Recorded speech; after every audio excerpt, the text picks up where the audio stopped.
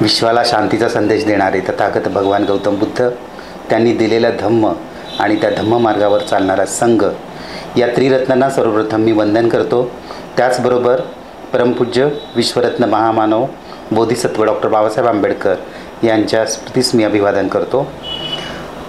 उपासक उपासिका हो, वर्षावासानिमित्त आपण भगवान बुद्ध आणि त्यांचा धम्म या पवित्र ग्रंथाचे अभिवाचन करीत आहोत.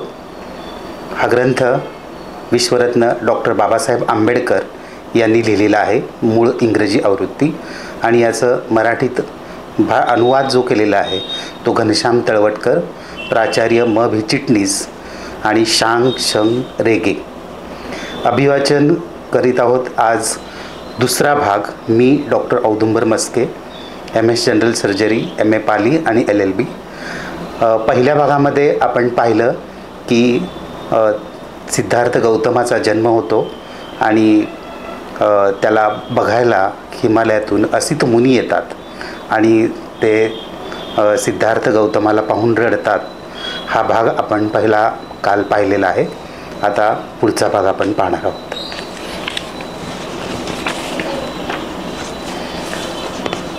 भाग दुसरा. यातला पाठ आहे तो 5वा आहे, महामायेचा मृत्यू. 5व्या दिवशी नामकरण विधी करण्यात आला. मुलाचे नाव सिद्धार्थ असे ठेवण्यात आले. त्याचे गोत्र नाम गौतम होते, म्हणून त्याला सिद्धार्थ गौतम या नावाने लोक संबोधू लागले. मुलाच्या जन्माचा आनंदोत्सव व नामकरण विधी समारंभ चालू असतानाच महामाया एकाएकी आजारी पडली व तिचे दुखणे बळावू लागले. आपला अंतकाळ जवळ आला आहे असे ओळखून तिने राजा शुद्धोधनाला व प्रजापतीला आपल्या रुग्णशय्येजवळ बोलावले आणि म्हटले, माझ्या मुलाबद्दल असित मुनींनी जे भविष्य वर्तवलं आहे ते खरं होईल याचा मला विश्वास वाटत आहे. मला दुःख एवढंच वाटतं की ते खरं ठरलेलं पाहण्यासाठी मी जिवंत राहणार नाही. माझं बाळ आता लवकरच मातृहीन होईल, परंतु माझ्या मागे माझ्या मुलाचे काळजीपूर्वक लालनपालन होईल किंवा नाही व त्याच्या भवितव्याला अनुलक्षून त्याची योग्य प्रकारे जोपासना केली जाईल किंवा नाही याबद्दल मला मुळीच चिंता वाटत नाही. प्रजापती, माझे बाळ मी तुझ्या स्वाधीन करते आहे. त्याच्या आईपेक्षाही तू त्याचा चांगला सांभाळ करशील याबद्दल मला मुळीच शंका वाटत नाही.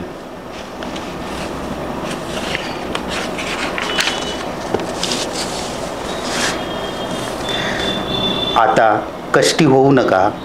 मला इहलोक सोडण्याची आज्ञा द्या. देवाचं बोलावणं आलं आहे. त्याचे दूत मला घेऊन जाण्यासाठी थांबले आहेत असे म्हणून महामायेने प्राण सोडला. शुद्धोधन व प्रजापती या दोघांनाही दुःखावेग अनावर झाला व त्यांनी रडून आक्रोश केला. सिद्धार्थाच्या मातेचे देहावसन झाले तेव्हा तो अवघा 7 दिवसांचा होता. सिद्धार्थाचा नंद नावाचा एक धाकटा भाऊ होता. शुद्धोधनाचा महाप्रजापतीपासून झालेला तो पुत्र होता. सिद्धार्थाला याशिवाय अनेक चुलत भाऊ होते. महानाम व अनिरुद्ध हे त्याचा चुलता शुक्लोदन याचे पुत्र. आनंद हा त्याचा चुलता अमितोदन याचा पुत्र व देवदत्त हा त्याची मावशी अमिता हिचा पुत्र होत. महानाम हा सिद्धार्थापेक्षा वयाने वडील होता व आनंद हा लहान होता. त्यांच्या सोबतीत सिद्धार्थ लहानाचा मोठा झाला. पाठ 6वा. बालपण आणि शिक्षण. जेव्हा सिद्धार्थ चालू आणि बोलू लागला तेव्हा शाक्यातील वयोवृद्ध जाणते लोक एकत्र जमले व त्यांनी शुद्धोधनाला सांगितले की मुलाला अभया या ग्रामदेवतेच्या देवळात दर्शनाला नेले पाहिजे. शुद्धोधन कबूल झाला व त्याने मुलाला कपडे घालण्यास महाप्रजापतीला सांगितले. ती त्याला कपडे करीत असताना बाळ सिद्धार्थाने गोड आवाजात आपल्याला कोठे नेले जात आहे हे आपल्या मावशीला विचारले. तेव्हा त्याला समजले की आपल्याला देवळात नेले जात आहे, तेव्हा तो हसला. तथापि शाक्यांच्या रीतिरिवाजानुसार तो देवळात गेला. वयाच्या 8व्या वर्षी सिद्धार्थाच्या विद्याभ्यासाला सुरुवात झाली. महामायेच्या स्वप्नांचा अर्थ सांगण्यासाठी शुद्धोधनाने ज्या 8 ब्राह्मणांना बोलावले होते व ज्यांनी सिद्धार्थाचे भविष्य कथन केले होते ते त्याचे प्रारंभीचे गुरु झाले. त्यांना जे काही ज्ञात होते ते सर्व त्यांनी सिद्धार्थाला शिकविल्यानंतर शुद्धोधनाने उदिच्च देशातील थोर कुळात जन्मलेल्या व उच्च परंपरा असलेल्या सब्बमित्ताला बोलावून घेतले. सब्बमित्त हा भाषाशास्त्र, व्याकरणशास्त्र, वेद, वेदांगे आणि उपनिषदे या सर्वात पारंगत होता. शुद्धोधनाने त्याच्या हातावर सुवर्ण कलशातून उदक प्रदान करून सिद्धार्थाला अध्ययनासाठी त्याच्या स्वाधीन केले. हा त्याचा दुसरा गुरु. त्याच्या हाताखाली सिद्धार्थ गौतमाने तात्कालीन सर्व दर्शनशास्त्रे आत्मसात केली. याशिवाय त्याने अलार कालामाचा शिष्य भारद्वाज याजकडून ध्यानधारणेची विद्या संपादिली. भारद्वाजाचा आश्रम कपिलवस्तू येथे होता. पाठ 7. सुरुवातीची लक्षणे. जेव्हा तो आपल्या पित्याच्या शेतावर जात असे व जेव्हा त्या ठिकाणी त्याला काही काम नसे त्यावेळी तो एकांतस्थळी जाऊन समाधी लावण्याचा प्रयत्न करीत बसे. त्याच्या बौद्धिक विकासासाठी आवश्यक त्या सर्व गोष्टी केल्या जात असताना क्षत्रियाला आवश्यक अशा युद्धविद्येच्या शिक्षणाकडे दुर्लक्ष केले जात नव्हते. कारण आपल्या मुलाचा मानसिक विकास करताना त्याच्या पौरुषत्वाच्या विकासाकडे दुर्लक्ष करण्याची चूक आपल्या हातून होऊ नये याची दक्षता शुद्धोधन घेत असे. सिद्धार्थ दयाशील प्रवृत्तीचा होता. माणसाने माणसाची पिळवणूक करावी हे त्याला आवडत नसे. एकदा तो आपल्या काही मित्रांच्या बरोबर आपल्या पित्याच्या शेतावर गेला. तेथे त्याने अंगावरील अगदी थोडक्या वस्त्रांनिशी अंग भाजून काढणाऱ्या कडक उन्हात जमीन नांगरले, बांध घालणे, झाडे तोडणे इत्यादी कामे करीत असलेले मजूर पाहिले. ते दृश्य पाहून तो अतिशय हळहळला. तो आपल्या मित्रांना म्हणाला, एका माणसाने दुसऱ्या माणसाची पिळवणूक करावी हे योग्य ठरते काय? मजुराने कष्ट करावे व त्याच्या कष्टाच्या फळावर मालकाने आपले जीवन जगावे हे कसे बरोबर असू शकेल? त्याच्या मित्रांना यावर काय उत्तर द्यावे हे कळेना. कारण ते जुन्या परंपरेचे तत्त्वज्ञान मानणारे होते. त्यांच्या मते मजुराचा जन्म हा आपल्या धन्याची चाकरी करण्यासाठीच आहे आणि आपल्या धन्याची चाकरी करण्यातच त्यांच्या जीवनाची इतिकर्तव्यता आहे. शाक्य लोक वप्रमंगल नावाचा एक उत्सव साजरा करीत असत. या ग्रामीण लोकांनी धान्याच्या पेरणीच्या दिवशी साजरा करायचा उत्सव होता. शाक्य लोकांच्या प्रथेनुसार ह्या दिवशी प्रत्येक शाक्याला स्वतः आपल्या हाताने जमिनीत नांगर धरणे भाग पडत असे. सिद्धार्थ या प्रथेचे नेहमी पालन करीत असे. तो स्वतः नांगर धरीत असे. जरी तो विद्वान होता तरी त्याने शारीरिक श्रमाचा कधी तिरस्कार केला नाही. तो क्षत्रिय कुळात जन्मलेला होता आणि त्याला धनुर्विद्येचे आणि इतर शस्त्रे चालवण्याचे शिक्षण मिळाले होते. परंतु दुसऱ्याला निष्कारण इजा करणे त्याला आवडत नसे. शिकार करणाऱ्यांच्या मंडळात सामील होण्यास तो तयार नसे.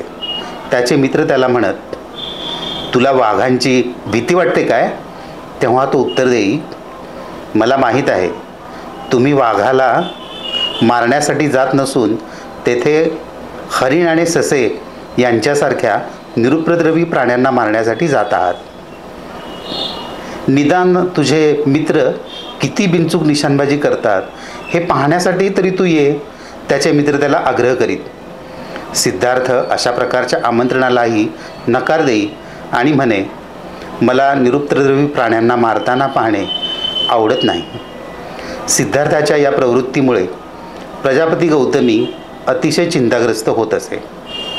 त्याच्याशी वाद घालताना ती म्हणे, तू विसरतोस की तू क्षत्रिय आहेस.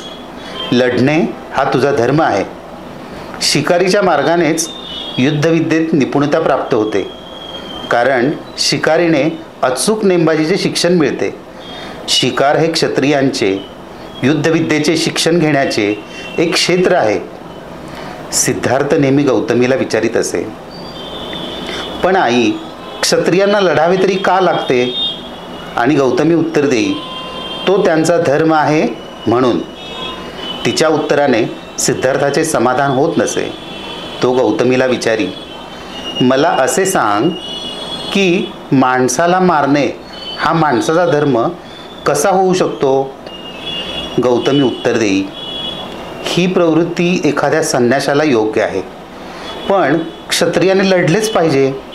जर ते लढणार नाहीत तर राज्याचे संरक्षण कोण करील? पण आई, जर सगळे क्षत्रिय एकमेकांवर प्रेम करू लागले तर हिंसा न करता ते आपल्या राज्यांचे रक्षण करू शकणार नाहीत काय? यावर गौतमी निरुत्तर होई. तो आपल्या मित्रांना आपल्याबरोबर बसवून समाधी लावण्यास उद्युक्त करण्याचा प्रयत्न करी. त्यासाठी तो योग्य असे आसन घालून बसण्याचे त्यांना शिकवी. तो त्यांना एखाद्या विषयावर चित्त एकाग्र करण्यास शिकवी. मी सुखी व्हावे, माझे आप्तेष्ट सुखी व्हावेत, सर्व प्राणी मात्र सुखी व्हावेत, अशा प्रकारच्या विचारांची ध्यानाकरिता निवड करण्याविषयी तो त्यांना उपदेश करी. परंतु त्याचे मित्र या गोष्टीला महत्त्व देत नसत. ते त्याची हसून थट्टा करीत. ते डोळे बंद करीत, पण ते चिंतनाच्या विषयावर मन एकाग्र करू शकत नसत. उलट त्यांच्या दृष्टीपुढे शिकारीची हरणे किंवा खाण्याचे गोड पदार्थ आहेत. त्याच्या पित्याला व मातेला त्याचा हा ध्यानधारणेचा ध्यास आवडत नसे. तो क्षत्रियांच्या जीवनाच्या सर्वथा विरुद्ध आहे असे त्यांना वाटे. धन्यवाद.